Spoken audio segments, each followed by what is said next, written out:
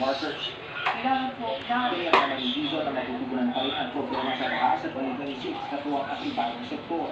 Pero hirit na ilang senador babawasan pa nila ang budget ng DPWH kung hindi ito magagawa ng reforma dahil ng pagpapasok sa disenyo at gastos sa mga proyekto. Pag-uusapan po namin yan. Kasi kung may overprice, sa konsensya po namin, hindi kami makakapagpirma pag alam namin yung disenyo at yung cost of materials ay naka-overprice. Itinalaga naman ang kalihim sila ang Esquivel bilang RICM Secretary for Convergence and Technical Services.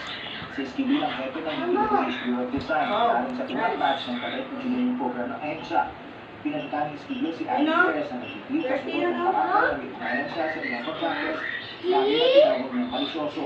Hindi siya na may halos na naman libang bakanting posisyon sa EDSA. Pero para po lang ito, unahin nila ang mga taga-PWH kabilang na ang job opportunities. Kung ikaw ay masipag, kung ikaw ay magaling, kung ikaw ay hardworking, at most importantly, kung ikaw ay honest, aangat ka sa departamento. Samantalang pinagdamani sa President Pro Tempore Patrick Lacson ang muling inaanok sa kanya na pumunuan ang komiteng minsan ng BT1 Zero Community. Good! Adi, good! Sila sa liderato ng Senado.